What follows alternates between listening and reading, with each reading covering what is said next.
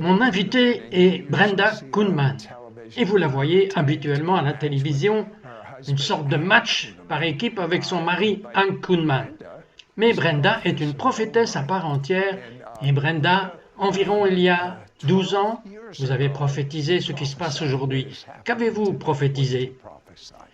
Eh bien, le Seigneur m'avait donné une parole que l'on verrait des artistes partout sur les écrans de télévision qui commenceraient à annoncer le nom de Jésus, Yeshua, partout sur les ondes. Et bien sûr, le Seigneur a souligné qu'il commencerait à se manifester au cours des 10 prochaines années et même dans la nouvelle décennie, des personnalités célèbres, artistes, musiciens, athlètes, toutes ces différentes célébrités bien connues commenceraient à parler du nom de Jésus et prêcher l'Évangile. Speak the name of Jesus and preach the gospel. Brenda, Dieu vous a montré que cette prochaine décennie, qu'est-ce que nous allons voir? C'est ce que le Seigneur a dit, et je suis tellement excité, ceci parce que l'Esprit de Dieu déclare que c'est une décennie de différence, et je vais expliquer ce que je veux dire par là. Mais si vous regardez la dernière décennie 2010 à 2019, vous savez que ce fut une décennie de grandes luttes dans de nombreux domaines pour l'Église, pas seulement pour les gens à un niveau personnel, mais nous l'avons vu au niveau mondial. Nous avons vu une augmentation de la persécution contre Dieu. Même en Amérique, aux États-Unis, nous avons vu un grand nombre de chrétiens où les valeurs sont attaquées, car nous ne l'avons probablement jamais vu, et on le voyait presque retentir, se répéter et augmenter, et c'est ce que le Seigneur a mis dans mon esprit, qu'en 2020 et au-delà, ce serait une décennie où l'Église, en fait le Seigneur m'avait donné une parole, juste un retour vers la fin de 2019, l'Esprit de Dieu dit attention, alors même que l'Église entre dans un moment de grande fête où ils commenceront à dire que nous voulons que nos valeurs reviennent, nous voulons que la prière soit de retour dans les écoles, nous voulons revoir l'Esprit de Dieu dans nos palais de justice. Il n'est pas bon de dire que nous allons en finir avec la Bible, les gens en ont assez. Mais ce que je veux dire sur la décennie, c'est que la différence, c'est d'abord que Dieu dit que ça va être différent de ce que cela était avant. Maintenant, c'est si important que je crois que l'Esprit de Dieu dit que le peuple doit avoir une perspective différente.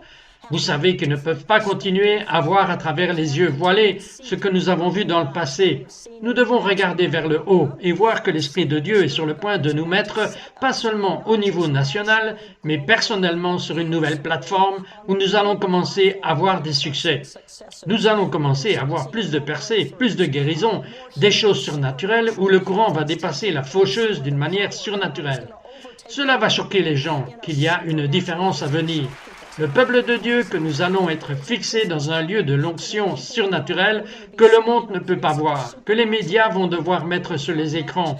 Ils ne vont pas pouvoir le nier. La science ne pourra pas le nier, car il y a une différence à venir et je veux ajouter cette pièce à cela.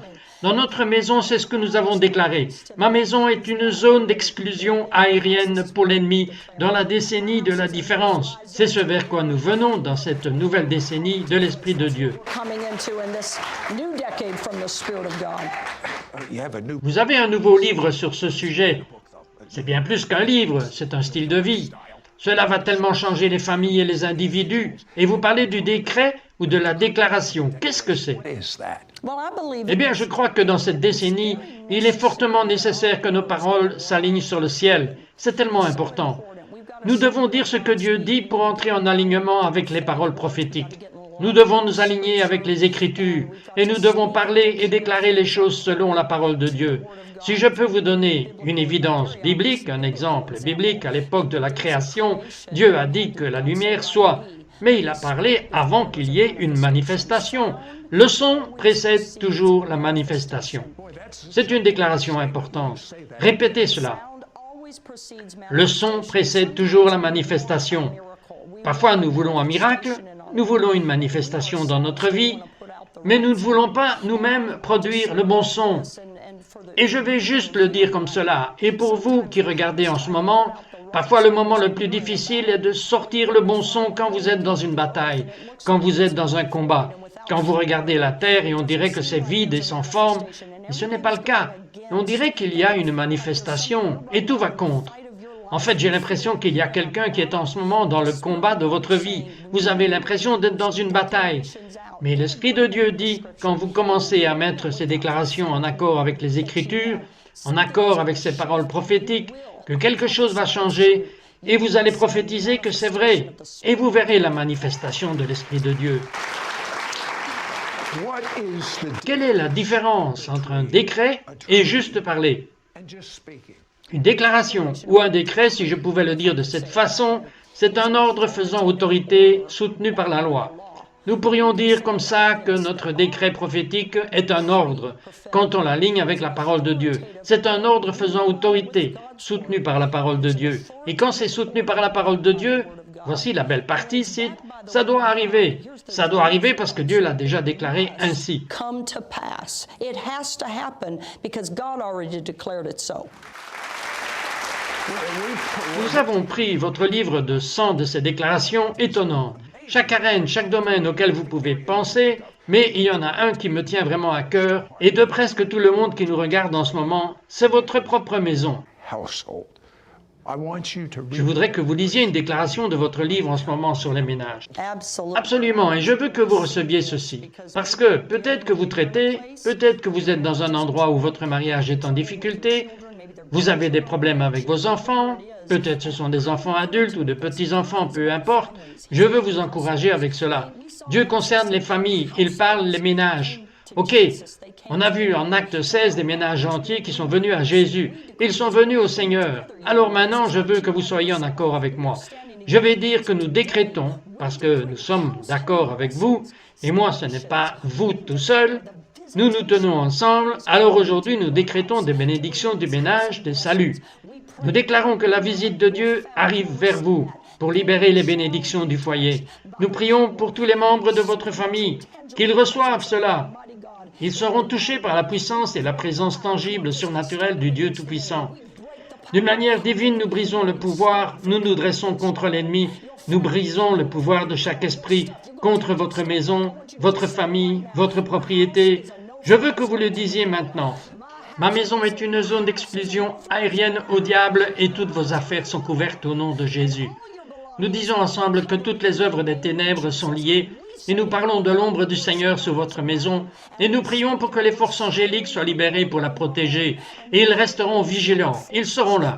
Ayez juste confiance que nous prions pour un nouveau jour sur votre maison et qu'en cette saison, chaque membre de la famille dans votre maison entre dans une nouvelle et fraîche rencontre avec le Seigneur, Dieu lui-même, au nom de Jésus. Pouvez-vous imaginer une centaine de ces décrets et chaque jour vous en décrétez un nouveau sur vous, dans votre maison et dans tous les domaines de votre vie? Brenda dit qu'il y a une habitude qui commande littéralement les forces des ténèbres à s'arrêter. Cela vous intéresse? To stop. Are you interested?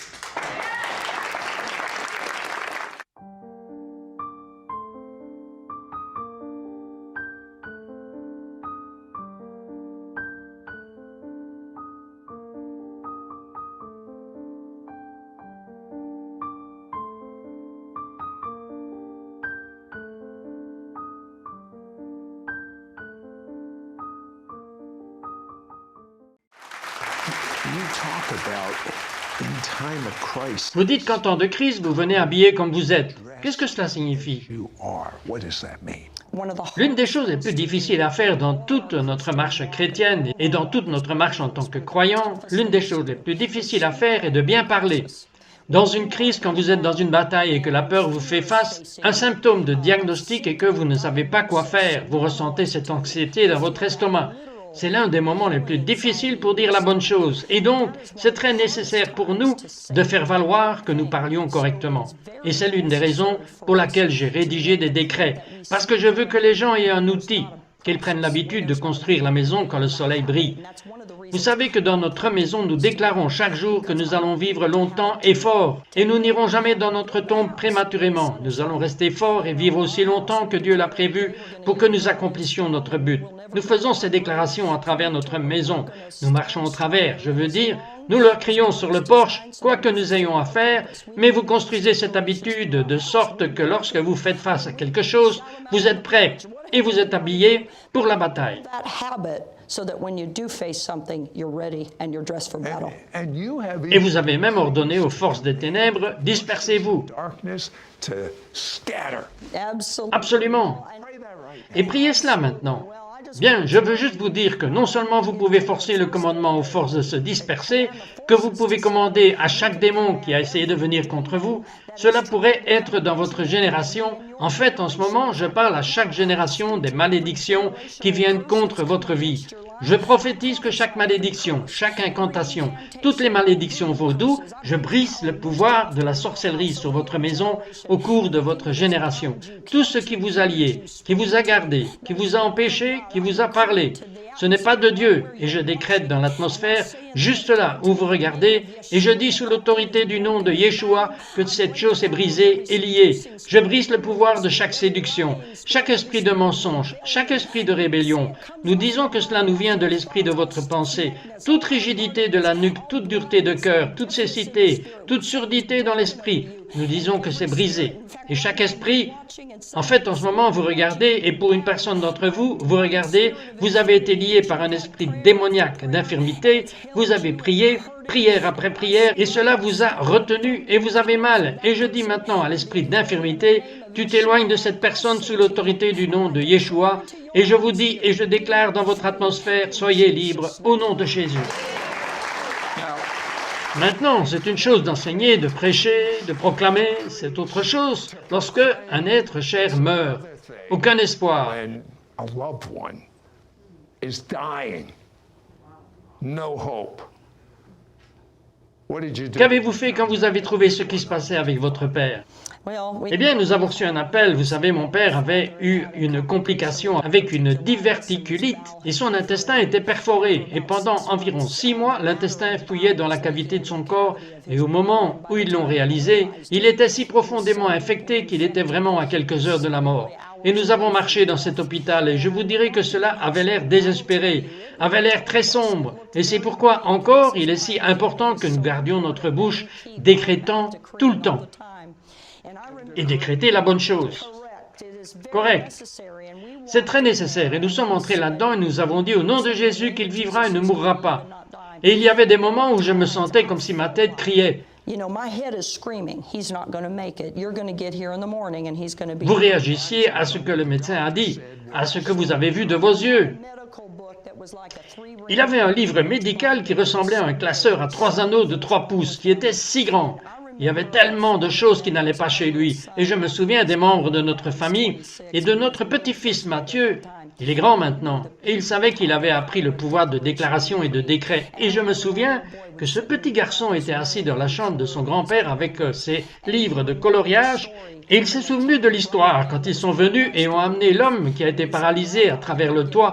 Et il a dit à grand-père, tu vas sortir hors de ton lit, parce que Jésus a dit à l'homme, prends ton lit et marche. Et lui dit, grand-père, prends ton lit, rentre à la maison. Et il s'asseyait dans cette pièce et déclarait cela. Je vous le dis, environ 30 jours plus tard, mon père était en train de manger de la gelée, une infirmière était partie en vacances et il y avait tellement de visions que j'ai eues, une vision d'un ange qui est entré dans la pièce et beaucoup de choses sont arrivées, mais dans les 30 jours, il était réveillé. Ce fut un choc pour le médecin, à tel point que l'infirmière qui était en vacances et qui est revenue, elle a dit de l'homme de la chambre 10, elle ne pouvait pas le croire qu'il était assis et qu'il parlait.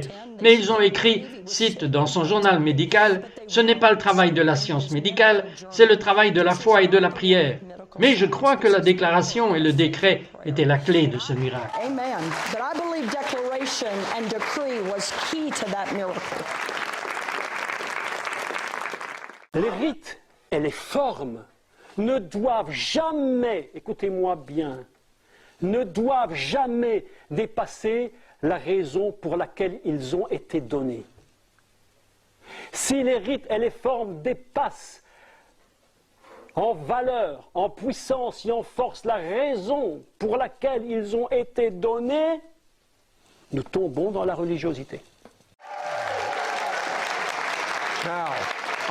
Maintenant, on m'a appris à ne jamais dire jamais. Mais vous dites qu'il y a une chose que nous ne devrions jamais, jamais, jamais faire. Qu'est-ce que c'est? Never do. What is that?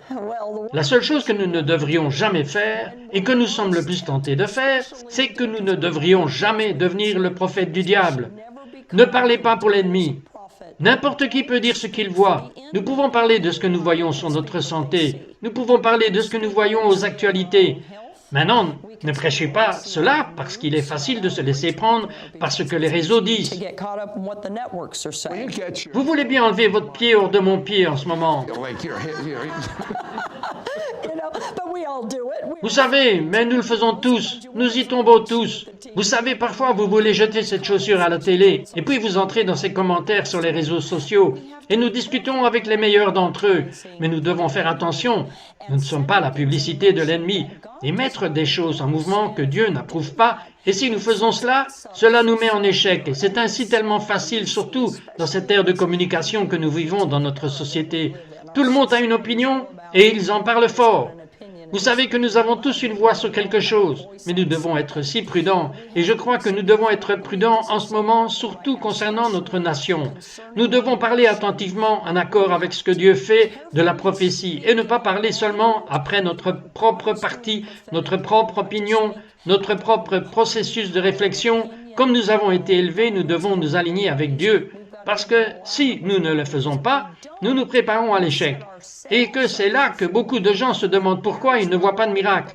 Nous ne pouvons pas faire de la publicité pour le diable avec notre bouche, mais tout le monde peut dire ce qu'il voit. Il faut une onction pour promouvoir le bien et suivre Dieu. Vous enseignez que le diable ne peut pas s'opposer à nos paroles. Absolument. Non, il ne peut pas. Et voici pourquoi. Parce que quand, vous savez, nous avons appris la loi de Newton. Quand nous grandissions comme enfants, vous savez que c'est la 8e année sur la science, que lorsque quelque chose se déroule, un mouvement, vous lancez une balle de baseball ou un ballon de football, cette chose restera en mouvement jusqu'à ce qu'elle soit frappée par une force opposée. Aucune force opposée ne pourra jamais arrêter ce que Dieu dit. Donc si nous nous alignons avec Dieu, aucune force opposée ne peut arrêter ce que nous avons dit. Cela pourrait ressembler à ce qu'il essaye de s'opposer, mais vous restez, vous et moi restons sur cette parole que nous avons déclarée, cette parole de guérison, cette parole de bénédiction financière, cette parole sur notre ménage, sur nos enfants prodigues. Nous restons sur cette déclaration. Le diable ne peut rien faire pour arrêter ce qui a déjà été en mouvement par l'onction.